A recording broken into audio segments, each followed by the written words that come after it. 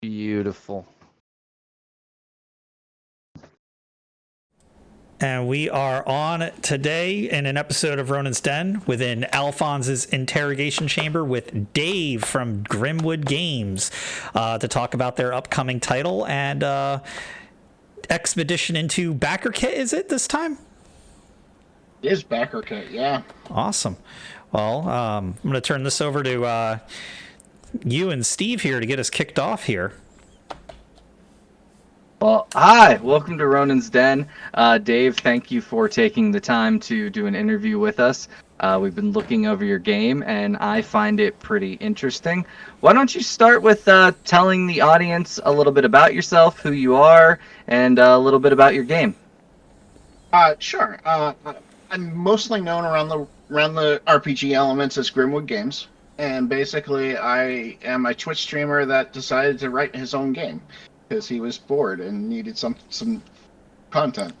The game is basically a D12 system that has a boon and bane system where what that means for people who don't know what boon and bane is, you would roll 2d12 and take the highest if it's a boon, or 2d12 and take the lowest if it's a bane. But what's really interesting about the system is it's a 3-pool system. So it has 3 pools: physical, arcane, and mental.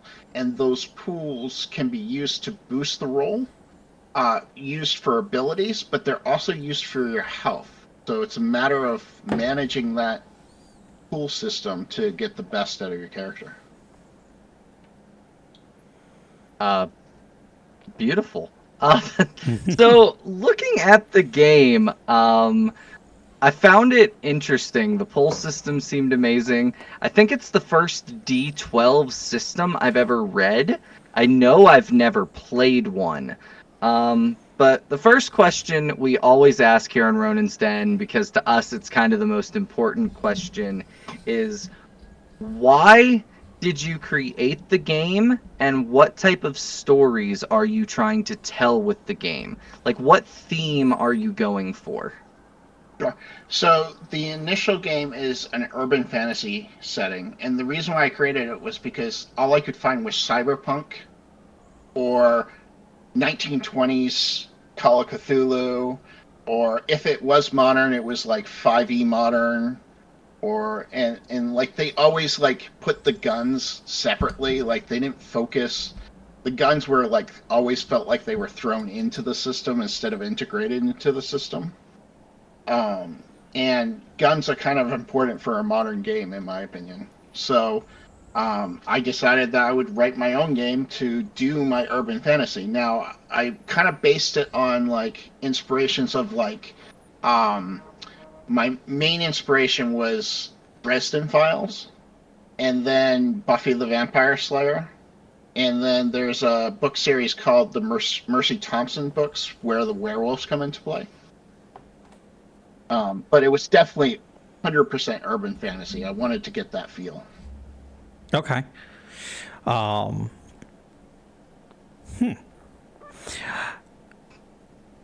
sorry. Go ahead, ask a question. Well, You're up. All right. I was wondering if you could just tell us a little bit about the city itself. It was pretty. I really like the districting of it. How did you come up with the structure of all of that? Part of it was random generation. I wrote my own random generator to generate a map. And then I used... so I knew I wanted a number of districts. I wanted between 7 and 9 districts. And when I did 7, I couldn't quite get all of the species I wanted into the city without having major territorial disputes. So I created a couple smaller sectors, like Littleton, which is a gnome sector where all the gnomes kind of live. So that's basically how I did it. So I separated it out into 9 districts because there's 7. It kind of gets finicky about the species because I have were creatures which are actually separated into 4 other species, because you get your were lions, you get your were tigers, werebears and werewolves. So it's 7, but it's really more like 9 classes total. Okay. Species, not classes. Okay. So with the different species and the different factions, one of the species that kind of feels weird is I believe it was called the Ironbound, and it's kind of like that they're unaware of the supernatural. How exactly do they fit into the game when they don't really know about any of this otherworldly stuff that exists?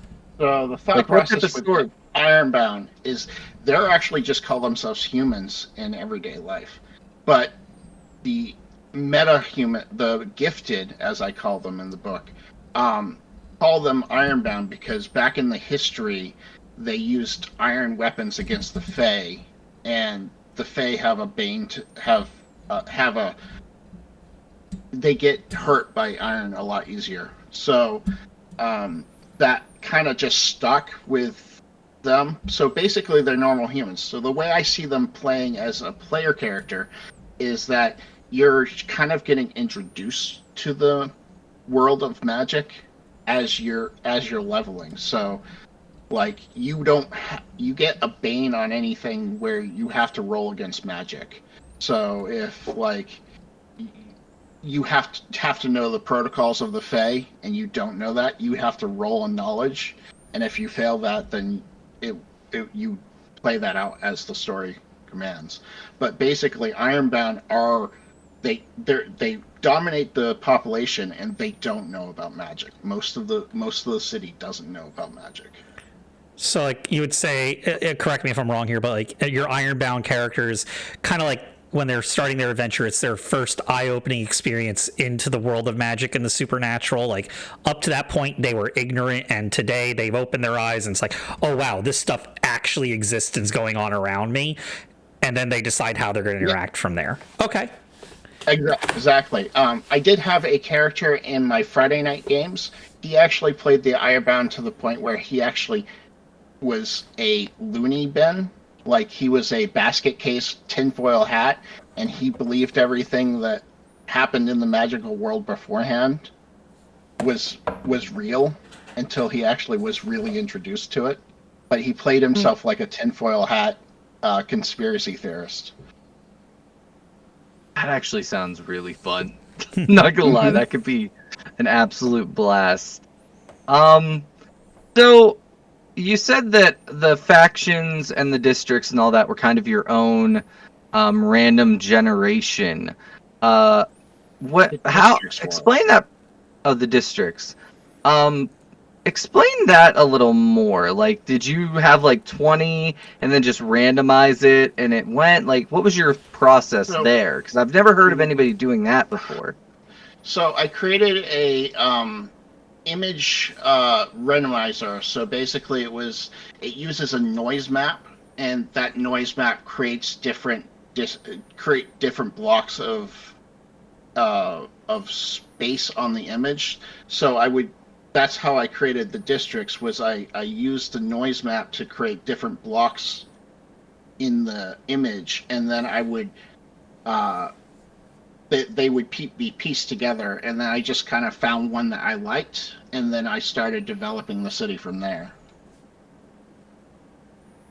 Okay. It's actually how Sounds. most map software that you would use to generate maps actually does it. So I did not know that. programmer by Um, trade. So I mean, I is okay. I'm off topic a little bit here, but is there a lot of overlap between programming and game design now since you've done both? um, yes, very much so. Because there's a lot of logical stepping that you have to do. Like if this gun has this much damage, where is that going to affect this power or this armor set type deal situation? So Okay. there's a lot of logical thinking as far as that's concerned, and they both kind of got the same creative feel. believe it or not. Because with programming, you have some kind of say on like how the program feels itself. Like, is it useful to the user or not? And writing a book, a RPG, is very similar to that. Like, how is this going to feel? This mechanic going to feel? Not necessarily does it work. More of like, is it fun to play type deal. If that makes sense. I might be going around in a circle on that one. No, definitely makes sense to me. Yeah. I think I see that the most with the weapons and the armor design that you have set up for like light, medium, heavy, as far as like the logic stepping and the balance for that, because it doesn't add a lot of unnecessary weird balancing issues where we were talking before the show, a two-handed sword does this damage, but a two-handed axe does this damage, and then why? Well, because that's the way it just is, Yeah, I very much... Go ahead. I can't remember if I gave you guys the new critical range book, because they have a new critical range. So the lighter weapons have a lower critical range than the heavier weapons now.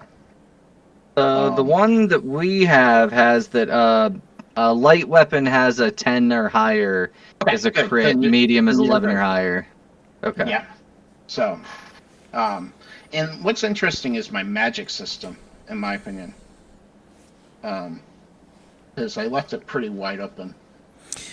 Yeah, I noticed that there's not really spells. It's kind of, you have to be creative as the spellcaster. Why don't you tell everybody about your magic system and what, go give us some insights on it too.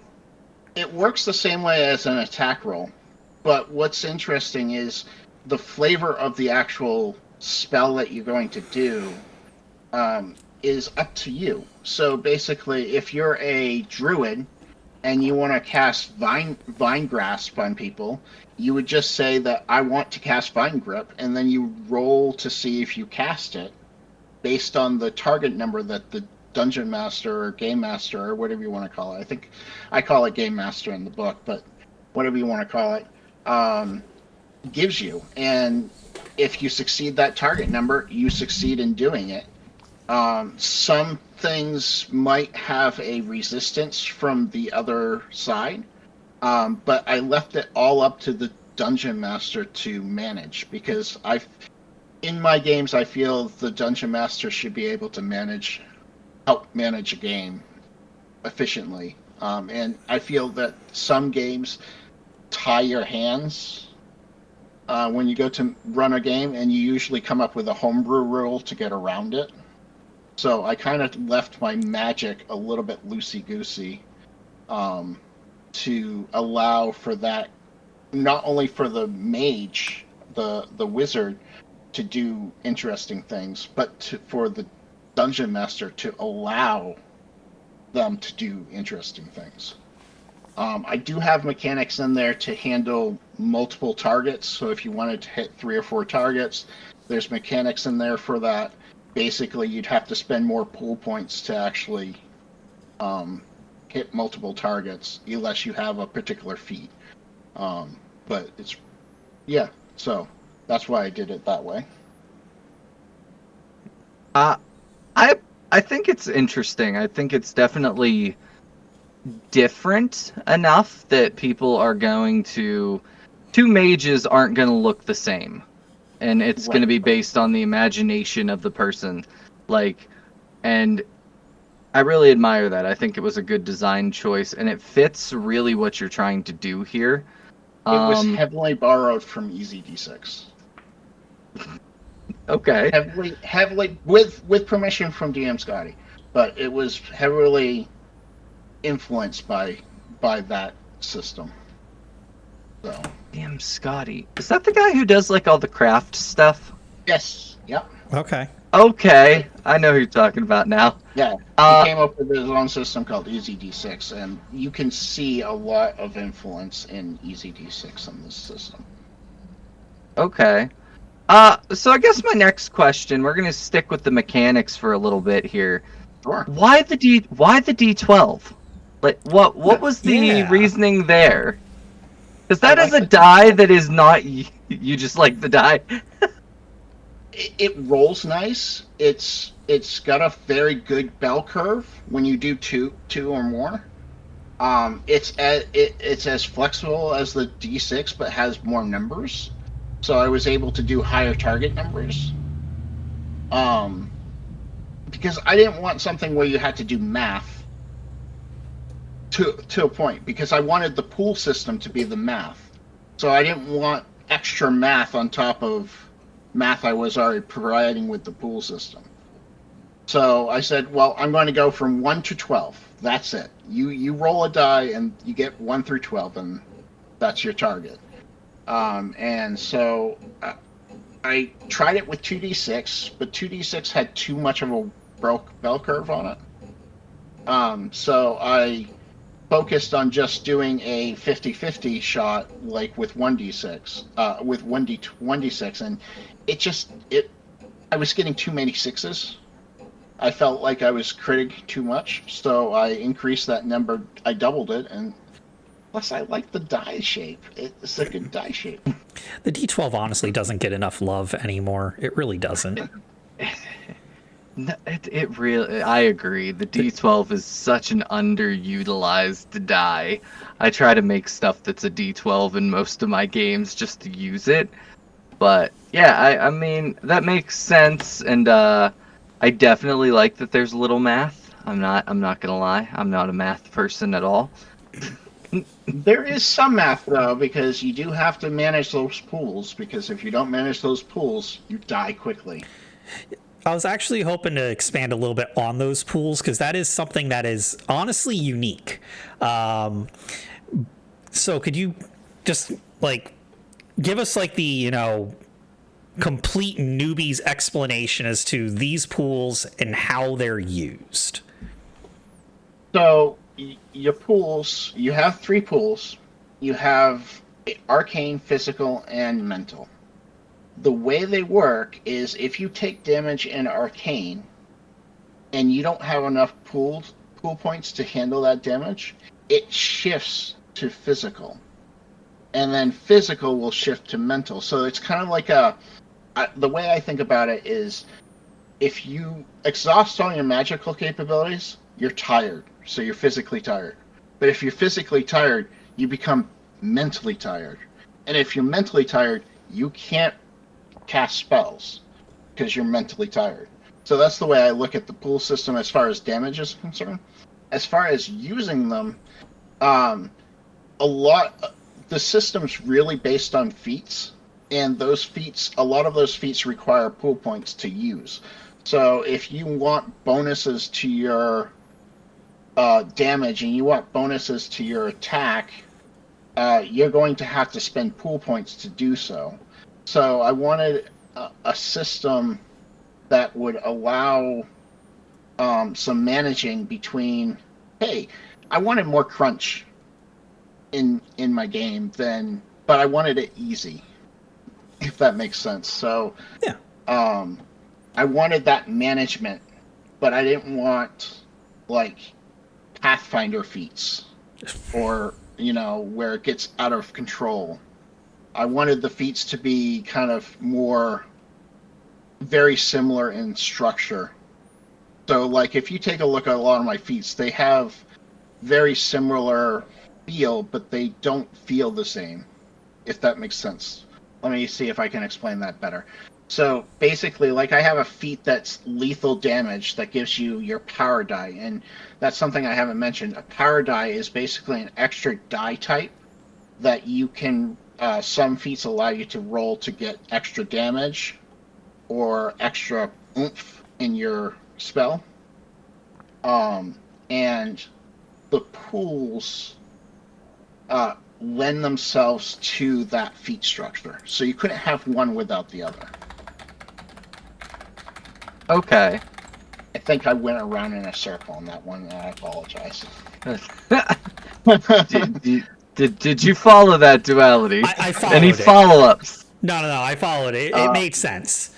No, I definitely agree. Like the feats they're easy to use, they're easy to apply, and they don't go into that realm of ridiculous that you get with Pathfinder, which is something that I always like. I like Pathfinder in concept because I like old school kind of really crunchy games personally, but I can't like it's really hard for me with Pathfinder because just the amount of feats, the amount of minutia and the weeds that you get into with them it's overwhelming. Like there's no better word for it. This one, they're very easy to digest, very easy to apply and build your characters with, and they make sense. That's. I took a lot of influences from a whole bunch of titles I enjoy. The feat structure came from me playing Savage Worlds a lot. So it's not exactly the same, but I liked how they handled their feats. Yeah. So I tried to get that same feel here. So Now, so we've played Savage Worlds. How does your combat feel? Like combat's one of those things like a lot of people are going to be getting into. But how does it feel in speed wise in comparison? When we played Savage Worlds, combat felt very slow paced. I was going to say slow paced, but and they say it's supposed to be really fast. I looked at your system and it seems like the only thing that would slow it down, in my opinion, would be players taking a bit of time to get really creative and down to like the little itty bitty details for spells and things like that. But what has your experience been like on your average combat speed? average combat can be handled in about 10 to 15 minutes. Like on that. average. I like that a lot. I tried to keep it quick and fast paced, but I wanted that crunch. And the problem I had with games that were quick and fast paced with combat was there was no crunch to them. They're usually very loosey goosey with their rules. So I wanted something that had that movement controls. Like movement was important to me. But I also wanted to keep movement kind of loosey, because I have near, far, extreme, and close range, but there's footage set to those, but you can play it like, oh, that guy's close to me, I don't care. It's you can play it that way, or you can get really nitty gritty into the movement per squares type deal. It almost feels like it could be played theater of the mind, but it also has the ability to play on a grid. It's like built in 100%. that way. Yeah. So, all right. I guess this is a question about like the classes. We've talked about the feats and how all of that.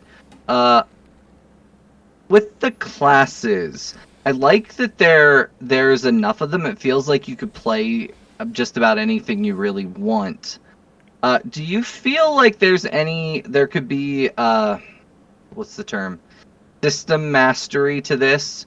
Do you think that a person who's been playing longer would like be able to cheese it and make a really strong character versus someone new? Because I've seen that in games like Pathfinder, D&D. Is this more of a down to earth? If you took Jack of all trades as a feat, you can pretty much min-max every single one of these classes. Okay. You don't have to, but you can. Because I'm a min-maxer at heart. I've always been a min-maxer. I probably will always be a min-maxer. But I'm also an RP person, so I need that role play in there. Why does this exist? But if it's straight class without that feat, Monster Hunter and Assassin are going to be ones that min-maxers are going to be able to really dive into and get their teeth into. Okay. Mainly because Monster Hunter has a lot of things to give banes to the enemy, and the assassin has a lot of things that allows for extra damage. So that's Okay. where you could those two classes could be overpowered if done correctly. Okay. So with Banes and Boons, they Mm-hmm. stack, correct? Like you can They get do. multiple Banes and multiple. Ooh, I can see how that could lead They to some also interesting. they also cancel each other out. So if you have a boon and a bane, you'd only roll 1d12 instead of. Too. Okay. All right. I missed that part. I saw that you could get multiples, but Yeah. Yeah, I didn't read the So cancel out part. yeah, they cancel out. So if you get a boon and you get a bane, so if you have a boon to melee, but the enemy gives you a bane on your attack, you only get that 1d12 to roll. I like that. It gives you a little bit of extra thing to compare out, stack, remove, figure out a true advantage or disadvantage, to use those terms for people who are not familiar with this title, but the analogous D&D representation would be advantage, disadvantage. This is a system I much prefer. I like that stacking and cancellation out a lot better. yeah. Though, if you get a hero that has 3 boons to an attack, they're going to succeed in that attack, most likely. Yeah. Okay. So another question. I was reading that if you don't hit a target number, you get 2 points back for a pull. What was the reasoning behind that? Was it just to like make failure not suck as bad? Because I'm a big person of Like, giving something positive out of a failure as opposed to a net negative. Was that the thought process or some other reason? that was the thought process. But it was also there because I needed more ways of restoring pool points other than having to have a cleric, a priest in the party, or having a mage focus on doing mage wizard. I've been doing a lot of fantasy prep for one of my fantasy games. A lot of a wizard focusing on healing people. So I wanted a way of a regular class to heal themselves, and that Okay. was a way that I found to do it. All right. That drives. That Yeah. Actually, vibes. again, it's influenced by AZD6 because they have the karma system where you fail, you get a point of karma. All right. So Okay. I really enjoyed that in my AZD6 games. So I kind of brought that same feeling to this game. I've got to say, I admire games that give you something when you fail. I've done a lot of videos on how I hate failure just being a negative, right? Like in D&D, if you fail a roll in combat, I didn't do anything. Next round, I wait 30 minutes for the next time it hits me or it comes around to me. I prefer like getting that little nugget of, okay, I failed, but at least I'm healing 2 points of my pulls. That's a little nugget on top that makes it not Re- feel as bad. Another thing that I did that I don't like in other games is when you get initiative roll and it sucks, and then you're stuck the entire combat in that initiative roll. My Yeah, initiative rolls every round, so yeah, I saw that you had dynamic initiative. I like. I don't know. I'm mixed on that because I feel like it could slow combat a little bit. But if the combat's already snappy enough, it might not be. I think I've recently just improved it. I'm now using a deck of cards, just one suit of the cards, and your dungeon master or GM goes on one card. So everybody gets a card at the start of initiative. GM goes on that one card. All the monsters react at that same time, all the players are intermixed with that around the GM. And then at the beginning of town, you get a whole new. You shuffle the deck and deal it out. It's real quick and simple. Okay, the initiative, that's a Savage World or a Savage Worlds thing, right? It's The deck of not cards. actually. Oh. It's a Dragonbane. Oh. Okay. I haven't played Dragonbane yet. Interesting. Yeah, We'll have they to get that on the rotation. Yeah, Dragonbane uses 10 cards, 1 through 10, and they do it that way. But I wanted the capability of just doing it with cards themselves. They do that in Forbidden Lands too. Now that I think about it, It's they have an initiative thing. it's a year zero engine type. Okay. Yeah, that's it. Okay. Well, I guess the one question I have on the list of questions that we haven't asked yet is about your factions. Yes. Which faction is your favorite? Was your favorite to write? And which one do you think is the one that people are going to sleep on and not pick, even though it was interesting? Ironically, I think they're the same. Oh. Okay. I honestly really enjoy the Summer Court, which is basically the Fae are separated into 4 distinct courts. 2 of them actually exist in Grimwood, which is the Winter Court and the Summer Court. And I really enjoyed I've done a couple missions with the Summer Court, and I think they're one of my favorites. One that I don't think I explained good enough that I probably might rewrite before it comes out is the Arcane Circle. Okay. The Arcane Circle is a council of wizards that basically manage all the wizards in Grimwood. So if you don't fall under their order, they will take action against you. Whether that's to knock you off or to threaten you, but they're like the mafia of wizards. Okay. Dang. I like and I that. don't think I think the one paragraph I have from them is not enough to develop that. So I'm probably going to increase that. All right. Okay. But they are the, and I think they're the most interesting because they're kind of like the mafia of wizards. Like they control the unseen who have powers. Like you have to register with them, and if you don't register with them, there's penalties and possibly death depending on the situation. Okay. Beautiful. Yeah. Do you have any other questions, Duality? Anything to add? Well, one of the factions that I was reading on earlier that I thought was pretty interesting, and maybe you can give us a bit on, was Orb.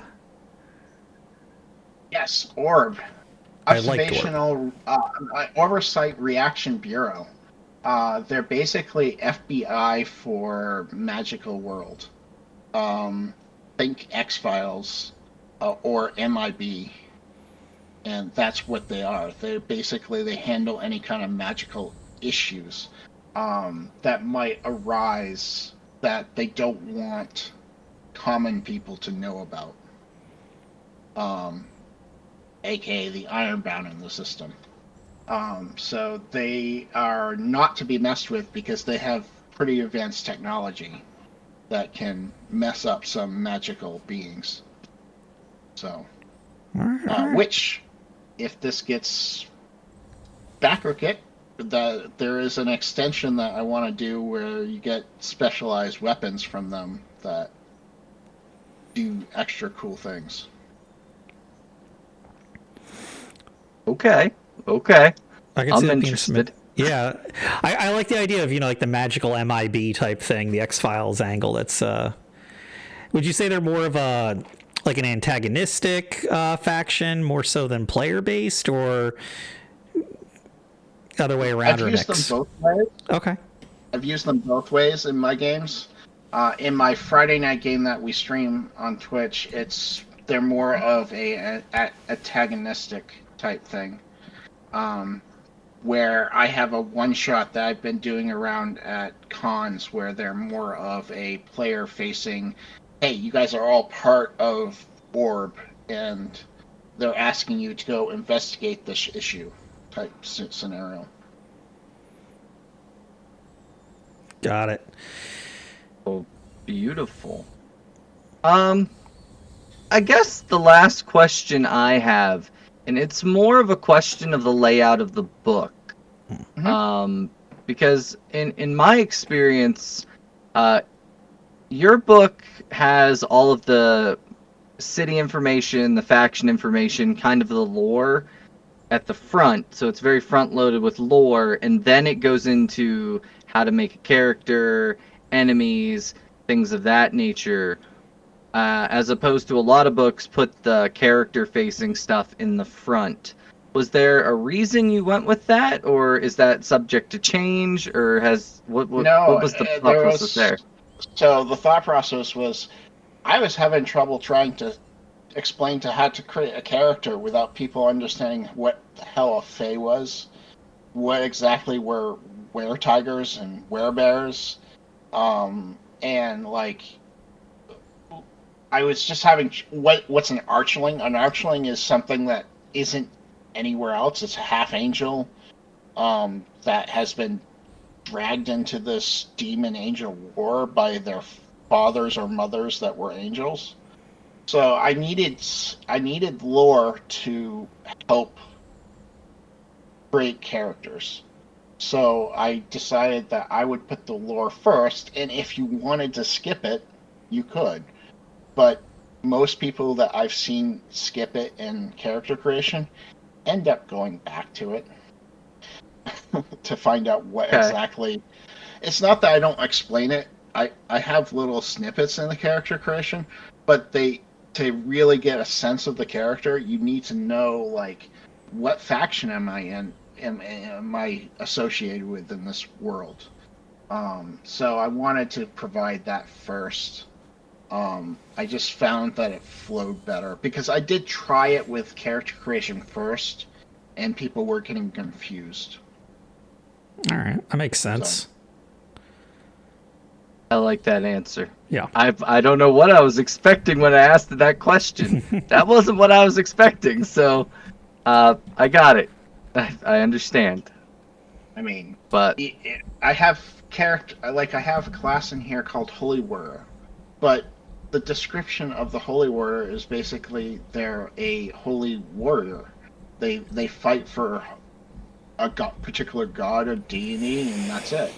But there's a whole faction that you could be part of if you're in as a holy warrior called the Church of the Saints that basically is fighting this demon angel war that's in the book. So I wanted to get that information out to them first, and I wanted them to understand what Grimwood was before diving into a character. okay.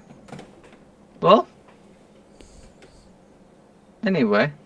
Duality, do Uh, you have any final questions? Yeah, so final question. I mean, we always ask our guests this who are game developers and who've made their own game.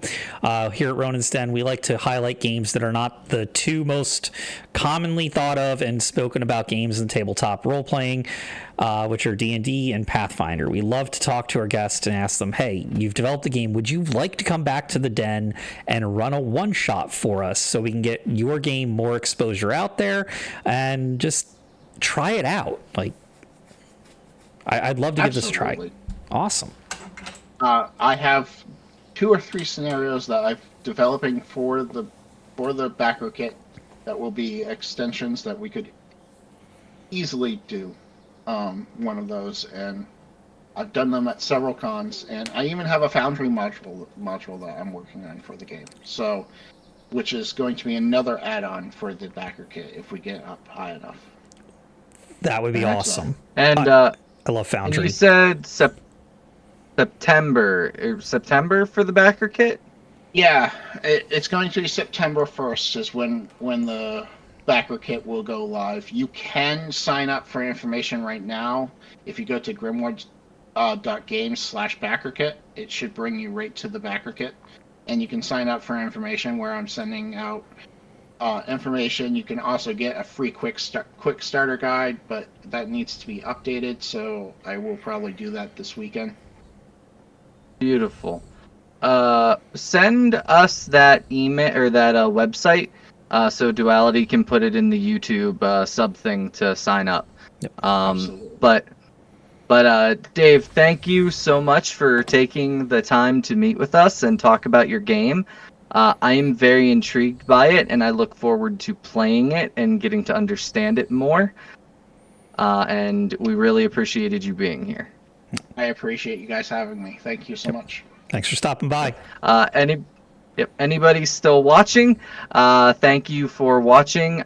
You can go to the website. We will post it in several places to sign up to be alerted when this game goes to backer kit. And if you would support this game, it would mean the world to us. It would mean the world to Dave. And thank you so much for watching The Ronin's Den. And I'm Steve. This is Eric. Thank you once again to our guest Dave. And you all have a wonderful evening.